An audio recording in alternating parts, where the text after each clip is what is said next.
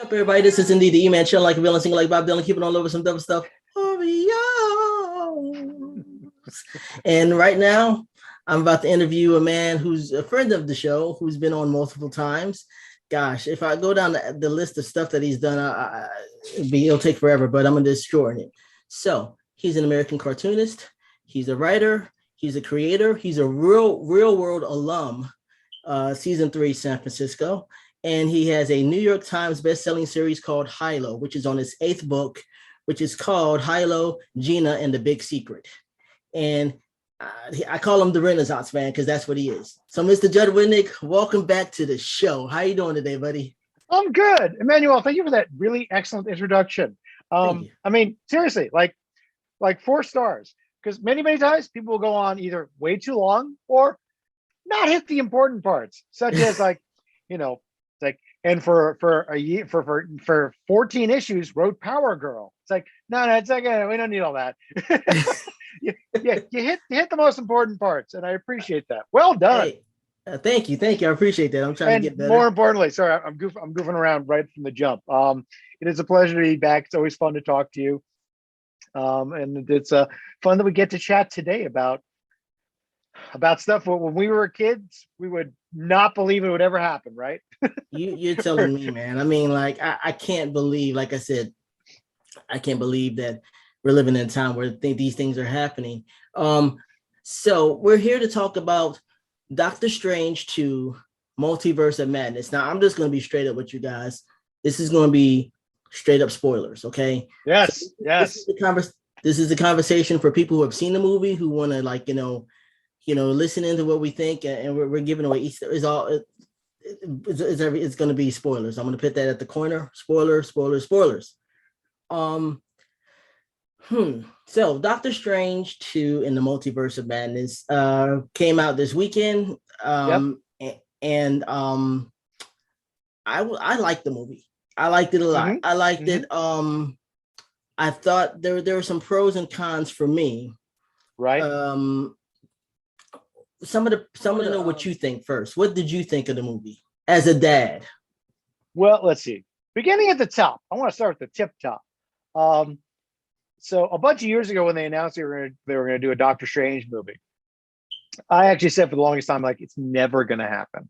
Right. It's never going to finally happen, and for like a hot minute, I think Joaquin Phoenix was in the running. He was going to play Doctor Strange, and they actually said he'd been cast, the script. And I was joking with my other nerd friends and storytellers all the way up and through. I swear I was joking right up until the movie came out, when I said, like, I still don't think it's going to happen. I know they filmed it. I know they say it's going to be there. Literally until I'm sitting in the theater and seeing Doctor Strange as a movie, I don't think it's going to happen. I just thought it was too much of a stretch, that the character didn't really have the proper oomph, and also didn't really fit in with what they were doing in the Marvel movies. Right. And then they cast Benedict Cumberbatch, who I was a huge fan from Sherlock. Right. I loved him. I thought he was great. I thought it was great casting. I was amazed he was even doing it. And I really liked the first movie. I wouldn't say I was crazy go nuts for it, but I was surprised that, like, it's good. I dig this. I like that they sort of kept a lot of I didn't read Doctor Strange. I've read comics my whole life. Yes. And I'll say that the two like top shelf characters that I didn't read a lot were Thor and Doctor Strange. Right. When they popped into the periphery, I was fine, but I never actively read it. So with that, I was really surprised how much I enjoyed the first one. Like, not my top choice of my top 10 of my Marvel movies, but I really liked it. I thought he was great. I liked that they made him a jerk who, found his way. That was cool. Yes. Which finally, so my preamble done. Doctor Strange 2 Multiverse of Madness. I thought it was good. I enjoyed watching it. At no point was I bored. I found a lot of it to be unpredictable. I thought it was incredibly well shot with amazing, unbelievable special effects. All the actors are terrific, top dressed up, some surprises galore. At the same time, I thought it was a little bit of a mess. And to overtalk some more, when we make up stories, the analogy I liked best, I got this from someone I was working with a bunch of years ago, that storytelling is a lot like a car engine, that you're allowed to have some rattling and knocks and pinging now and again as you drive. You're driving like boom, boom, boom. What was that? Like, oh, okay, we're fine, we're okay. But after a while, if you get too many knocks and pings, and people notice, they notice when you get like a bump up and stuff, then things don't feel right. And with this movie, there was a lot of payoffs that didn't have any setups. Meaning, like, things were happening where characters are like, aha, and we'll do this. Like, okay, that kind of came out of nowhere, but all right, it's like, sort of feels like you should have set that up earlier for this to pay off, and then we would have gone, oh, excellent example, setup and payoff. Dead Dr.Strange, who is buried in New York, right? Right. They buried a corpse of Doctor Who, and later they bring zombie Doctor Who to life, and he's possessing the dead body. Like, oh, that's so cool. Dead Doctor Who. Like, dead Doctor Strange. That was cool. There was a lot of those things were it's kind of messy. It kind of felt like, it's weird when you spend like, a couple $100 million in a movie and say, yeah, I think you guys needed like one more pass on the script to sort of like lock a few things in here and there. So there, I just talked for like 4.5 minutes straight, maybe longer. Oh, it was great. So as a father, I know you take your children to these movies. Did you have an issue with some of the violence? My kids are a little bit older now. Okay. My kids, my son's about to turn 17. My daughter's 13. Okay. And they were of the age where they're fine with it. It was with my daughter, let's see, my daughter was about, I don't know, 7, 8, 9-ish when the Marvel movies really started to come out. Like, I don't think she saw Star Wars until she was about 8. And even some of the stuff in there is like, it's a little bit arch, it's a little bit violent.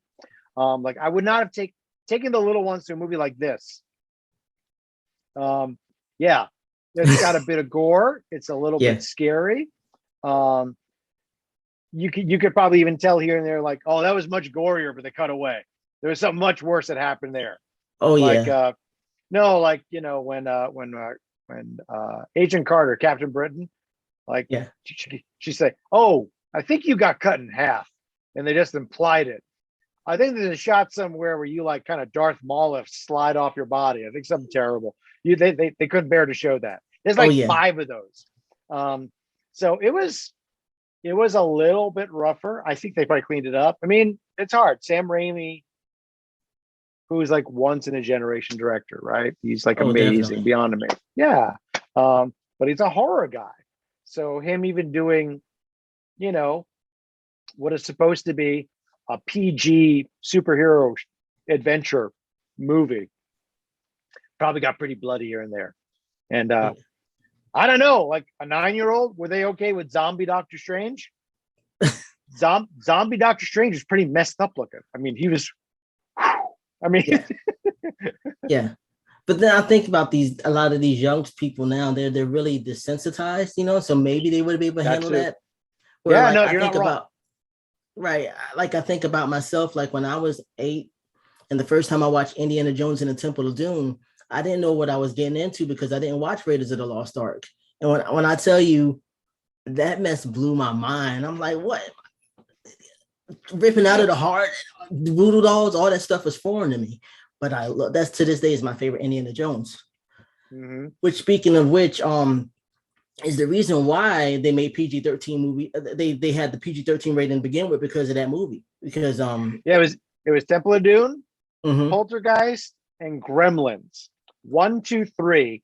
Yep. That they looked at and said, hey, it's like this is just a little bit rough, and they weren't wrong. I mean, they weren't wrong. I mean, looking back and even at the time, like those were a little bit harsher than we had been used to. So I get it. Yeah. But I tell you, man, to me, here are some of the pros for me for the with the Okay. movie. Yep. Like you said, the movie doesn't stop. It's action packed. It really pushes the envelope of the PG-13 rating. Like Raimi really like he's like, look, I'm doing this. You know what I'm saying? I mean, if you really think about it, the only real difference between a rated R movie and a PG-13 movie is the amount of F words and the nudity. Aside from Yeah. that, not that different. Right. Wanda is a beast. And I mean, like, I think people who've complained about the MCU not having a great villain, this is about as good as it's going to get because you see her like go from villain to hero and then slowly start to crumble as she loses her brother, she loses Vision, she loses you know, you start to see her become more and more corrupt. And then when she gets and she loses her children, and when she gets a hold of the Darkhold, like you really see her become corrupt. She just doesn't care anymore. So people complain, like, and then it's so good, a matter of fact, where like you look at it and you see her fighting Dr.Strange, and it's just like, wait a minute, they were friends at first. But it's not that way anymore because of the stuff that she's been through. So that, and then I really like the people. I don't think people are talking about this enough. The Illuminati being in the movie is the John Krasinski being not John Krasinski playing Reed Reed Richards. Richards. Yeah. Perfect. Yeah. And it's something that the fans wanted. We like, you know what I mean? And then I seeing think Professor X, it's like it's everything. Like they're officially in the MCU. You know, it was by far my favorite part of the movie. Yeah. I think we should call out that this being the first Marvel movie, I'm not counting Morbius. First Marvel movie after Spider-Man No Way Home. It's a tough act to follow. Yeah. It's a really tough act to follow. Like that's one of the best superhero movies ever. And it checked every box and it was so great. And I mean, somebody online said like we were expecting the, Doctor Strange 2 to be the Secret Wars. They were gonna have like 45 cameos and 2 Hulks. Yeah. And and they're gonna bring, and there's Hugh Jackman is gonna be over here, and it's like, and instead, we got like 5 like really incredibly interesting cameos. We're spoiled. We're totally spoiled at this point. This was, Fantastic Four is my favorite comic book, and nice. we have yet to get a really good Fantastic Four movie. And this is as close as I got is this 7.5 minutes with John Krasinski playing Reed Richards. And the Illuminati, we're so spoiled. I mean, that's what I want to acknowledge, that we got this cameo with this Reed Richards, Black Bolt, Captain Britain from the What If animated series, and Peggy Carter's so great. We got, they flipped Captain Marvel. So we got Monica. Is it Monica Rambeau? It's Monica Rambeau, right? Yeah, Monica. Yep. Yeah. Okay. And and even then they tweaked it just right. That's like, oh no, she's supposed to be like 50. Like, look at her. She's supposed to be like, it was supposed to be like, not, it wasn't, okay, so it wasn't Carol, it was her. Like, I'm writing this in my mind and trying to go through all the manifestations like I'm watching it. Like, I can barely listen, like, oh my gosh, Patrick Stewart. And then Patrick Stewart goes into her head, like, oh, it's all coming together. So, and this opens everything up to whatever they're going to do next with the Fantastic Four for this universe, to Galactus, to actually doing Secret Wars. And absolutely. The general public, no one's complaining that like, oh, this was confusing. we didn't hear any of that. Anyone who's like, tagging the movie, like we are a little bit, that, messy this, wasn't as good that, but it wasn't confusing. We understood, even like the regular folks who don't read a gajillion comics like we do, aren't saying this whole multiverse thing, and you got 4 Doctor Stranges, and everyone's fine. I think, Spider-Man Into the Spider-Verse sort of like tested the waters that like, oh, no, the general public can understand multiple universes. And now we're going to start doing it. And we did it with then No Way Home.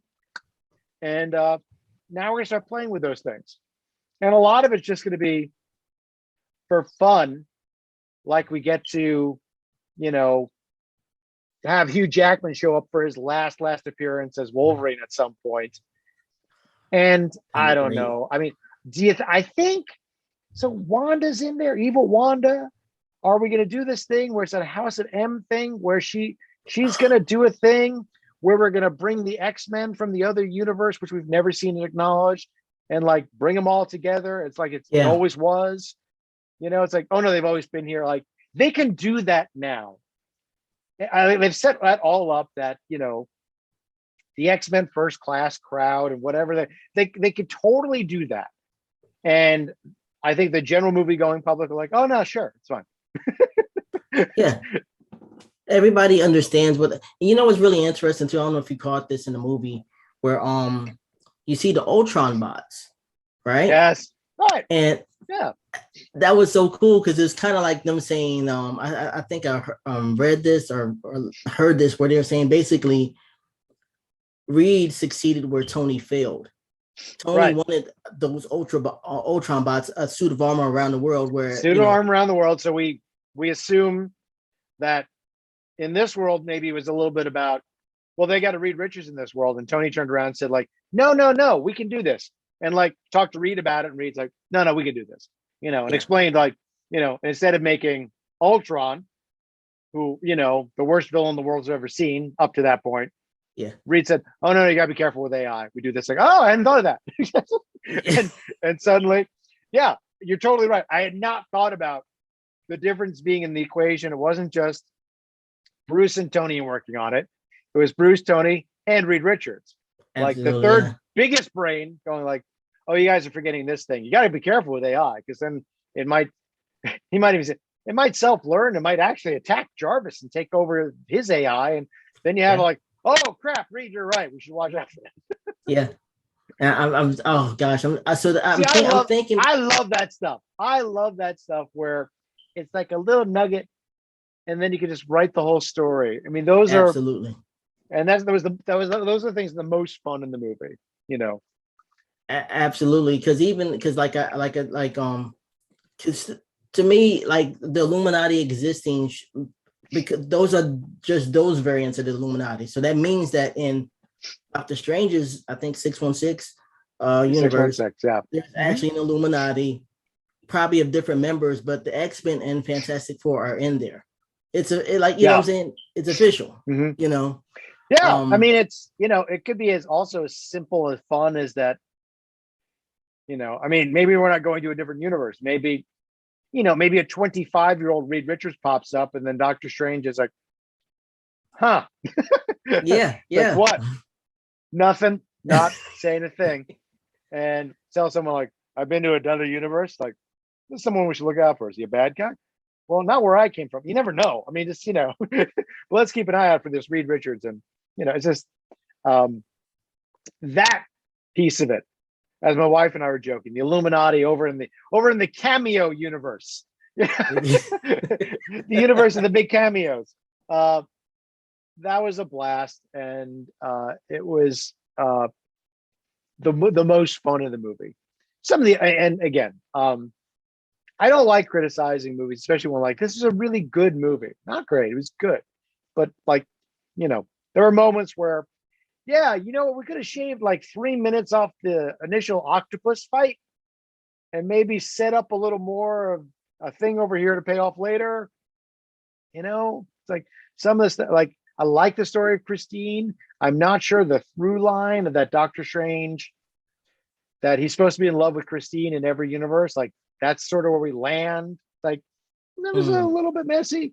Some of the Wanda stuff, I think Wanda as a villain. Here's the thing. I don't love the idea of Wanda as a villain.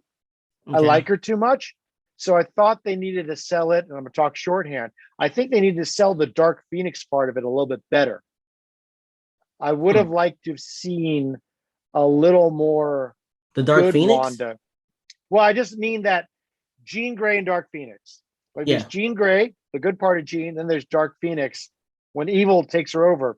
We got this little glimpse of like good Wanda in there where, again, it felt like a first draft of a script where Professor X is, you know, in, you know, they're inside their minds together He goes, "Oh, if I pull you out of this rubble," which is the same scene when what is their country? It's not Croatia. What is their mythical country that Um, Wanda and Pietro are from? oh gosh. The one that the Avengers dropped on top of the world. I can't remember. Not Latvia, not Croatia. The something Accords. It's in there. Yeah. Thank you. Yeah. Just I know we're that's getting my old. mind. So when they do that little moment where she's like trapped in there, which is the rubble that she was trapped into when she was a kid, like sort of the moment where she became Scarlet Witch. Anyway, I would have liked to have seen a little more good Wanda kind of in there battling it out with bad Wanda, right? For me, it felt like they could have sold it a little bit better, and also sort of like kind of like skipped over a lot of some of the, the rougher spots, because you almost kind of want to root for Wanda a little bit, like how they did with Thanos. Yeah. Like I felt more sympathy for Thanos at the end of Infinity War than I did for Wanda in this movie, and that was weird. I mean, maybe because we already knew a lot of this. Like WandaVision did a better job, right, of making Wanda more sympathetic. We're ignoring the point that she doesn't seem to want to go to a universe where she can bring Vision back. It's I kept waiting for that. They skipped that part so much that I almost thought they were going to explain it. Like at some point they're going to explain why she doesn't care to get Vision back. Why it's only the kids. Is someone going to say that Vision doesn't exist in any other universes? Anybody? Right. Say that? I'm surprised too they didn't mention Vision. That's a good point. It's just a one-line fix. Like why don't we want to get Vision back? Like, I mean, I understand she looked at all the other multiverses and her children are out there and they're happy. Anyway, I thought there was a way to make it a little bit more. Just I would have liked to seen the battle of good and evil with Wanda a little more. And then again, you only have so much time. There's a lot going on. The movie's Doctor Strange, so it's got to be about Doctor Strange. Right. You got Wanda over here. I'm complaining that like I need to see more Wanda. She's in the whole movie. But that's what I'm sort of saying. Like, yeah, you could have cut back and, I don't know if I needed to see the fight between Doctor Strange and the other Doctor Strange when they fight each other with musical notes, which was like another cool thing. That's the thing. Like visually, I'm thinking like this is awesome. I don't know why we're doing the musical notes thing. Does he have some kind of connection to playing piano that they didn't set up? That's what like later I was thinking like maybe somewhere out there was a version where they were talking about like, well, Stephen Strange lost the ability to use his hands as a surgeon. Did he also have a love for music? Did he play piano and he couldn't do that anymore either? And I thought that was in the first movie. I could be wrong though. No, it might have been in there a little bit, but like, right. gotta remind us.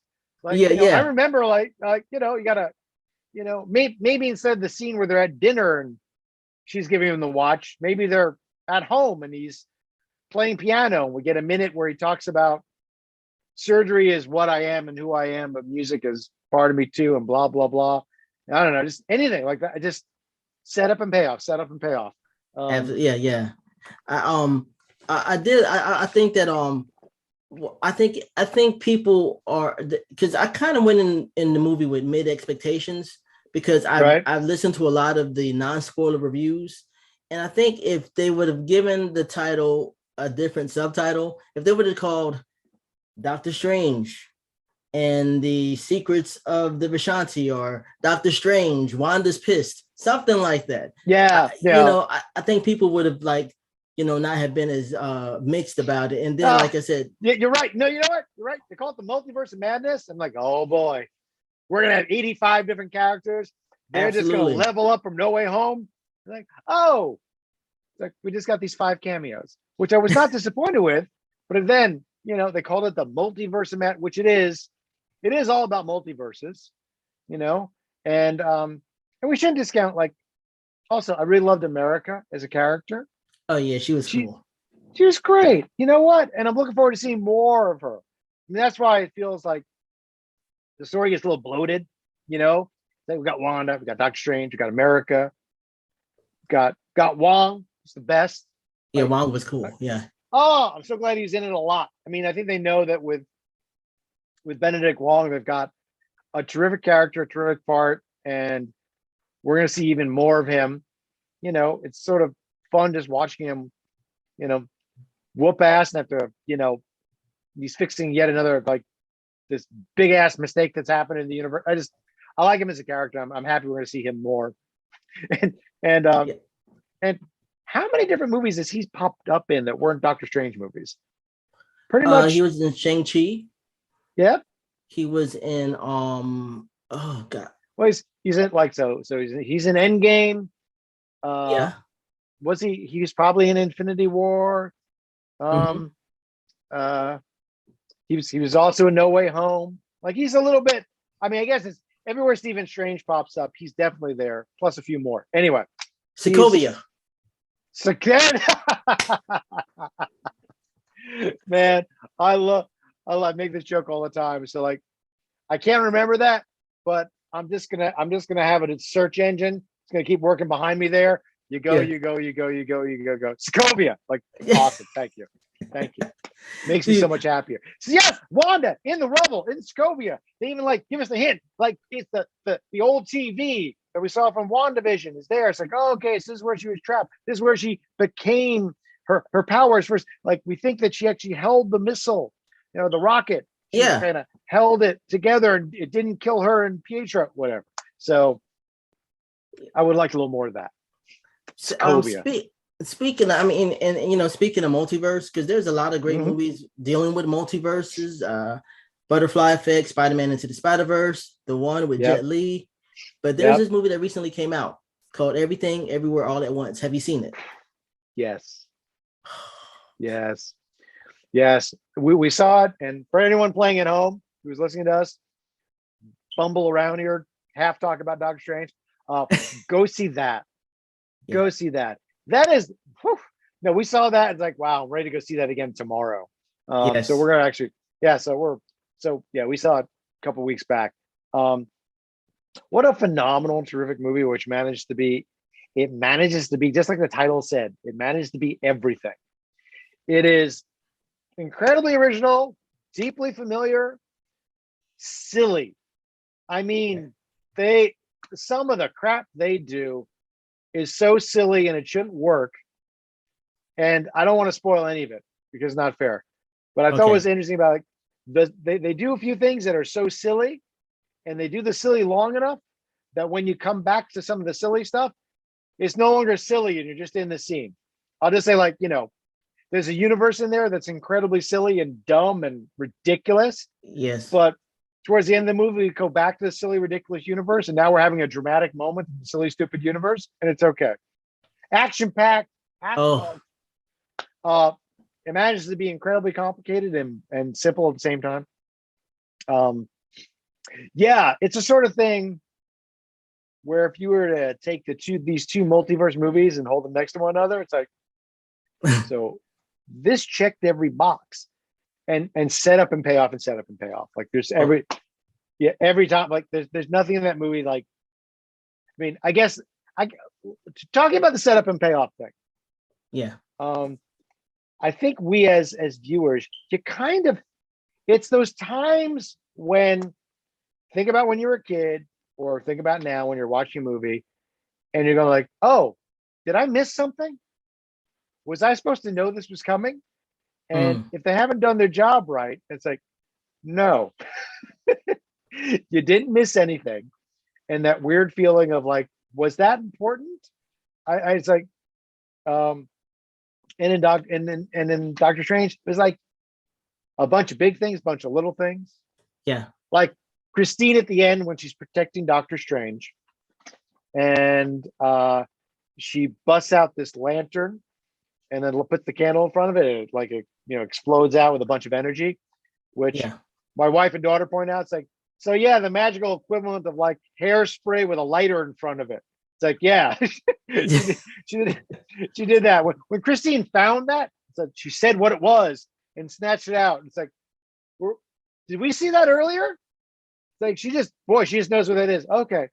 Yeah. And it's one of those things where if someone would just like have taken a second or two and like set up what that was and how important that might be later, when she actually uses it, it's like, oh, she's doing the thing. Great. Oh, that's cool. Instead, it's like, oh, okay.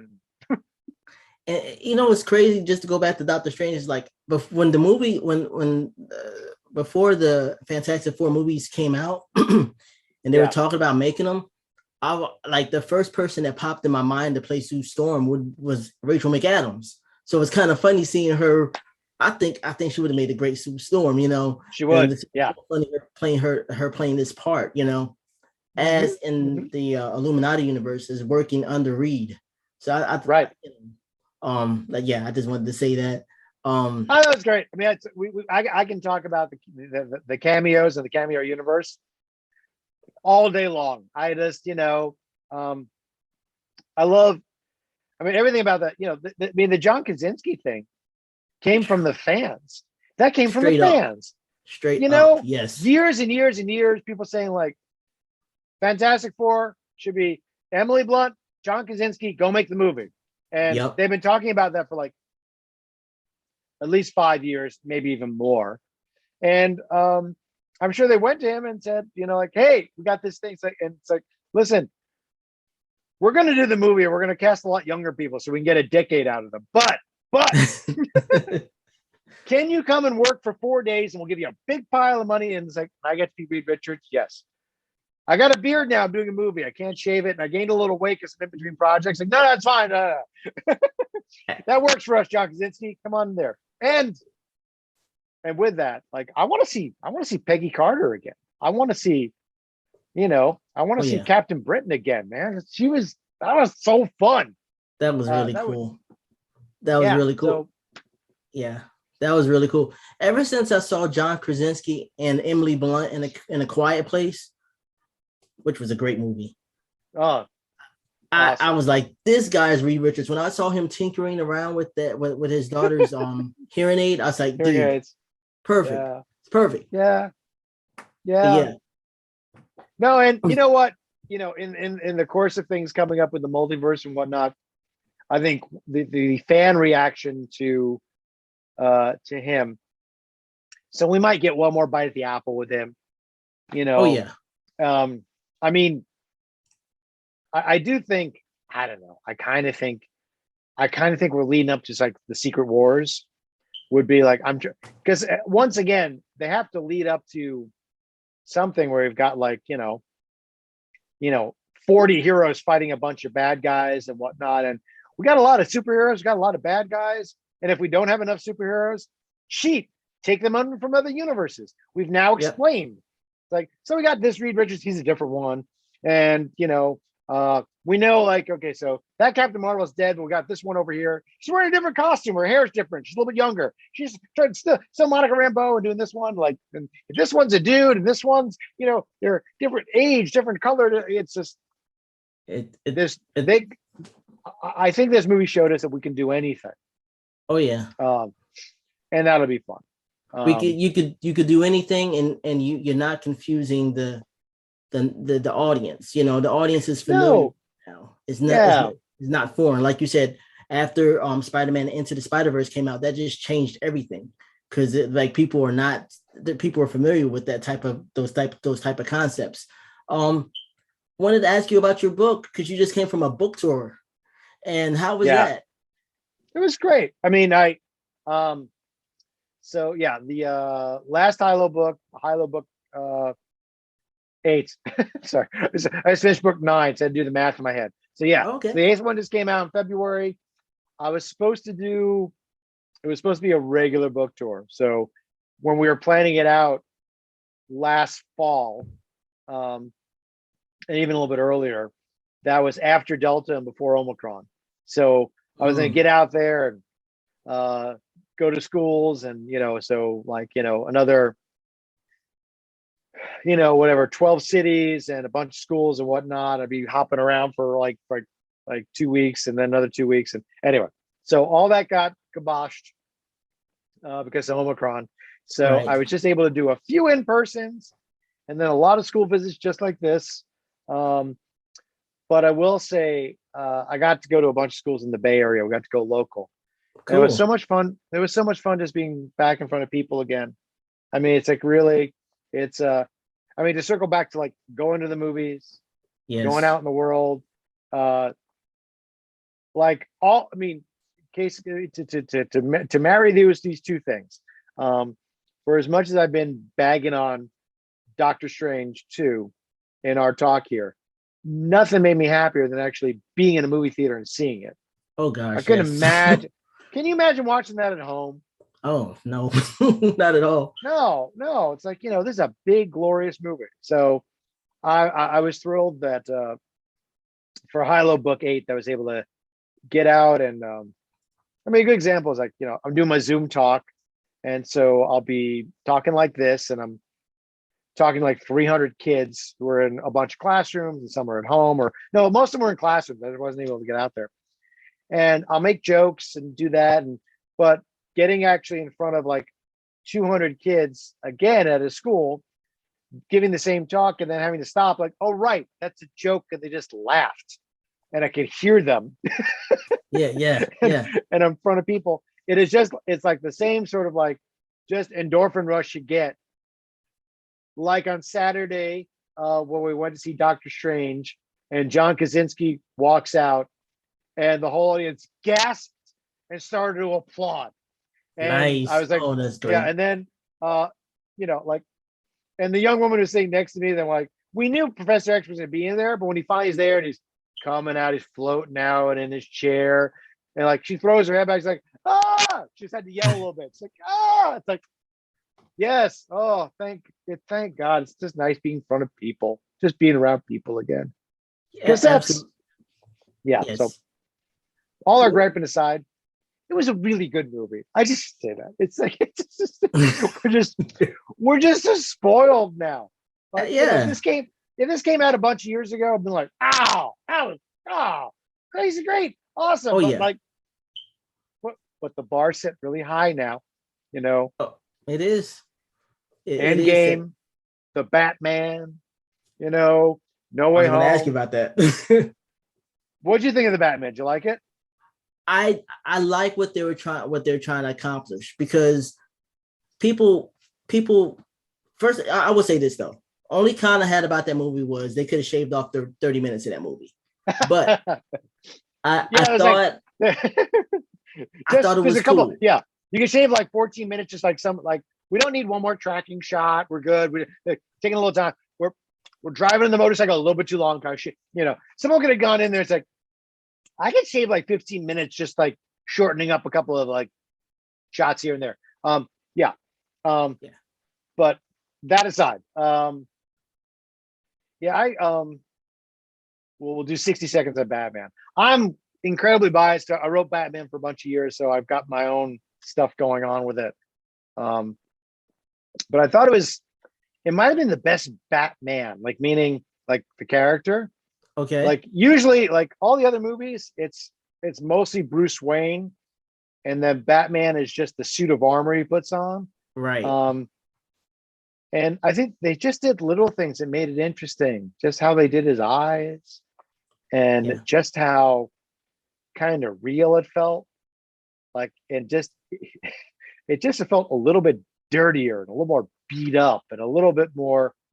And he felt in a way just a little more tortured. I just really enjoyed the story. It felt, it just He felt was cool. so he was so consumed of being Batman that he negated being Bruce Wayne, where he Yeah, has to be both, not only to protect the secret identity, but for his own sanity, and to really help Gotham the way he wants to help Gotham, he has to be Bruce Wayne. And I think yeah, people missed that in the movie. And I think that's brilliant how they did that. Like, even when he was Bruce Wayne, he was Batman. He was like right. looking in the shadows and stuff. Oh, So he's just, it's there, great. there they were. I mean, I was just rewatching it for the third time. So it was Oh, on HBO. nice. No, it was one of these things like we like turned off something and it was on, and so my family and I were watching like a half an hour before the kids had to go to bed. Um, and it was that scene where Alfred is doing the cipher, um, and they're supposed to have the accountants coming over from Wayne Enterprise, Mm-hmm. and Bruce is there and he's wearing a t-shirt and he puts the sunglasses on. Yeah. And I was thinking of the scene, like, the maid comes in and Mr. Pennyworth, the accountants, are here. And I was thinking, like, oh, Bruce isn't dressed for the meeting.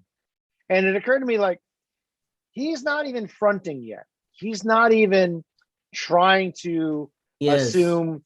And I think that they're planning on making 3 of these, which I think will be interesting.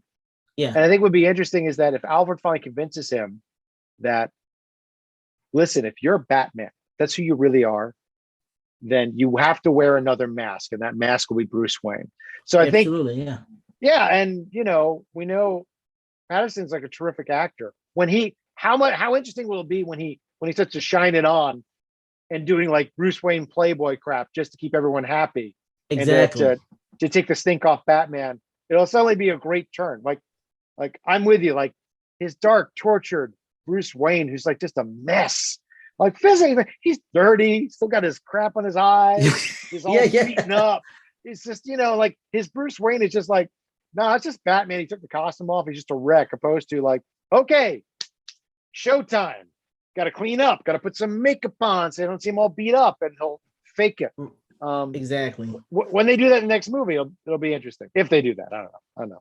Sorry, we segued into the Batman. Sorry about that. No, hey, that's great. I love this stuff. Well, I wanted to know, how can people reach you? I don't think I asked you last time, but how can people reach you? I am always on Twitter until Twitter turns into some hellscape. We don't know what's going to go on there. Twitter and Instagram are my social media of choice. I'm on Facebook a bunch. I don't interact so much as Facebook, but do hop on there and try and friend me, or I have the other fan account, so you can try and friend me. Good luck with that, because I've got my 5,000 friends. I lose like 50 to 100 friends every other day, and then there's room. But if you go to Judd's Pillow Fort, Judd Winick's Pillow Fort on Facebook, you can follow me there. Follow me on Twitter. Follow me on Instagram. It's all the same business. You can find it all there. And if you're any grown-up comic fans, I think you'd like Hilo. It's an all-ages book, which is it's an action adventure for everybody. Sort of in the vein of like a kiddo Doctor Who, if you will. Very excited to hear about Doctor Who, by the way. That was fun. Oh, our new cool. Doctor Who coming. Yeah. Oh, that's really cool. It's gonna be fun. I'm a huge second generation Doctor Who fan, picking up with the new stuff. I did not watch the old British stuff. So like the PBS stuff? I started watching with the Christopher Eccleston stuff in 2005. That's where I began. So I don't know what they call us. I'm calling myself second generation Doctor Who. Gotcha. Anyway. So yeah. But thank you, sir. This was fun as always. I know we can do another hour. Easy. Absolutely. Thank you for your time. But so just to make sure I'm hearing this right, on Instagram we can follow you at Judd Winick, right? Judd Winick, yep. And on Twitter also Judd Winick. It's not that hard to find.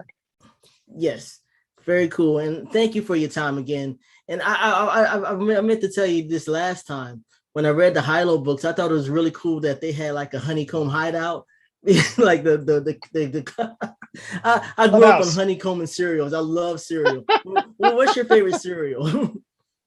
Of all time. Up and I would eat it as a meal up and through my 20s. My go-to was a enormous bowl of Frosted Flakes, along with sugar corn pops. Half and half. God almighty, probably back then it's probably with whole milk. And I was probably like, that hurt my stomach now. Full of sugar. That's what I used to do. No, back in my younger days, unaware that like it's just candy. It's not really food. It's just, breakfast cereal was just candy. It was. And in the 90s, us Generation Xers convinced the world that cereal was a meal. We ate a lot of it, and mind you, that would be like one of two meals for the day, and I was like, nope, here's dinner, big ass bowl of cereal. Just got to treat yourself now and again. Haven't done that in years. Might still do it. So okay, cool. So no, so do you remember Smurfberry Crunch? Oh, of course, yeah. Oh, No, yeah. I'm well versed in cereal. So Strawberry Crunch was your go-to. well, no, Strawberry Crunch, Smurfberry Crunch. Smurfberry Crunch. Do you remember Was that that a one? was that a limited series of cereal, or could you get that all the time? That was very limited for me because I would have to go to my cousin's house to get it. My mom, we were just cornflakes, Bisquick, and oatmeal. That was all the options we had. My cousin would have all the monster cereals, Smurfberry Crunch, Pac-Man cereal, ET cereal, all that stuff. He would have it in his cupboard. And I'd be like, ah, you know. But yeah. I do not think I discovered garbage cereal until I was a baby about to go off to school or even in college. I don't know, like as a kid. As a kid, it was all, yeah, it was cornflakes, Rice Krispies, and I never touched it. My brother ate that stuff. It I wasn't love until Rice later, like, Krispies. now I do too. You Yeah, know, it's like, no, it's still a little sweet. It's still got a little something going on there. just a little Uh, bit. Just a little yeah, bit. But opposed to God. biscuit and oatmeal, which is that's just just like eating paste. When you don't put anything on it, it's not even Oh, food. It's just terrible. it's just filling. And I remember when my sister introduced me to apple cinnamon oatmeal, like the instant oatmeal. I was like, oh my God, this is actually Yeah, good. yeah. I'm sure you were there. Like, why are you crying? I don't know. I'm so happy inside. I don't know what's happening to me. Something that was nothing now became something. I don't know. I don't know. Oh my gosh, man. But thank you again for your time. And I really appreciate your time, and I really do, man. What is the next Marvel movie coming out, Emmanuel? What is next up for us? Thor, Oh Love my and God. Thunder. And in Okay, July, so actually. talk about setting the bar high. Talk about setting the bar high. So Yes. my two quasi nerdy children, I say quasi because just, um, could not be more excited about. I mean, I think, between their love of Guardians of the Galaxy, which is Yes. kind of what first got them into the Marvel movies, Okay. combined with Thor Ragnarok, which Yes. might That be was their so good. favorite. So now it's all coming together. And Yeah. I mean, I think the proof is in the pudding that my son and I say the new trailer drop, new trailer drop. And my wife and my daughter, like they were busy, they were not in the mood to watch this right this second, like 2 minutes, 2 minutes, we're gonna watch this. And watch it. And by the time we're done, like, oh, that looks so good. By the time Thor is like leaning his head in, it's like you Yeah. just have to look into the eyes of the person you love. Yeah. Yeah. That was hilarious. Gosh, I can't And wait. It's gonna be a heck yeah, of a summer, man. Summer movies, yeah. man. What do we got? So we got Thor, Love and Thunder. Hmm. What else is popping? What is dropping this summer? I really Um, want to see the Elvis movie, the Elvis movie with Tom Hanks. we were just joking about that last night. We've seen that trailer so many times. So Yeah. my daughter, I was joking about, like, it's like, I went from Tom Hanks's voice being like so weird, I can't get into it. Now that I love it and I can't get enough of it. And I started doing the voice like, we are the same. And my daughter, we're driving home from the back seat. She started doing the voice too. She said, we are the same. We are two odd and lonely children who have found each other.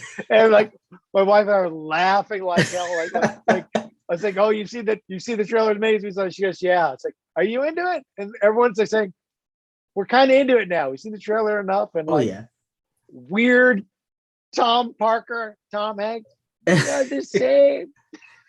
You're the same, you and I. I would that Top Gun 2 comes out. Um Yeah. there's an animated movie I really want to see, and I can't think of it right now. But a ton of great movies come out. I really do want to see Everything Everywhere All at Once again, because it was at my theater Yeah. and it left, and I was pissed. So I have to see it in It's Charlotte. got to be coming back around because it's doing so well. I assume they're going to put Yeah. it back in theaters, um, because I think they will get butts in the seats. That's what I'm excited for this summer. I mean, let us have a full summer with no COVID. Let us be able to go to the movies every weekend and have some fun. It's Yes. just, circling back to Doctor Strange 2, it was good, not great. At the same time, I would have paid twice the amount of money if they said, "Oh, you got to see it at home," or you can pay twice the amount. Like I will see it in the theater. because it Yes. is. We're spoiled rotten We superhero are. fans. We We are. expect everything. I mean, we expected the whole kitchen sink, but we got a little bit, but it was just enough, and I was satisfied. I wanted. I'm sorry, you got to go, but again, like I said, thank you for your time. I appreciate you so much. I hope we can do this again. And again, like I said, Hilo Book 8 is out right now. You can order it on Amazon, right? You get everywhere books are sold. I'm very lucky. It's published by a small independent publisher called Random House. I know Random House. they're only the largest publisher of books in the English language. Yes. So it's now and again I've had books come out like, where can we find it? It's like, well, here, like, it's wherever books are sold, you can find Hilo. So I'm very, very lucky, and very, very lucky that I get to keep doing it. So yes, all 8 books are available out there in the world. Just finished book 9. Yes. And I have begun work on book 10. So I'm at my most miserable. So it's why Emmanuel, it's like, hey, can you talk? Like, yes, I can talk. If I don't have to write the book, yeah. Want to talk another hour? I don't want to go back and write the book right now. Okay, it's a lot of work. When can we talk about movies again? Oh, July? Oh, okay. Well, yeah. If you're down for another July discussion of Thor, Love and Thunder, I'll be happy. Love and Thunder. Let's do it. And this time I'm gonna have my homeboys come and we're gonna all geek out. It's gonna be great. Do we think? Here's our just quick guesses on Thor. Do we think Beta Ray Bill, Beta Ray Thor will show up? We're heavy into the nerd talk now. I have heard rumors. Yeah. And there are folks who are looking at this one shot from the trailer where it's Thor. Who's the big rock guy? I can't remember his name. That Taika Waititi does the voice on. Yeah. It's the two of them. And then there's a space. It looks like there should be 3 characters there. And really? Everyone said they digitally took out. Oh no, it's like, I think Jane or Thor. I don't know. I think it's supposed to be. I think it's Beta Ray Bill, but who knows? Might be too much. Might be between that would be cool. Jane and the God Killer, and it's a lot. Yeah, but it's going to be great. I look forward to it. It's going to be great. But thank you again for your time. And thank you, sir. And I hope you enjoy the rest of your day. And tell on Pam I said Happy Mother's Day. It's related, but still, we'll take it every time for sure. I appreciate it. Thank you so much, Judd. Appreciate you. Thank you so sir. much. You be well.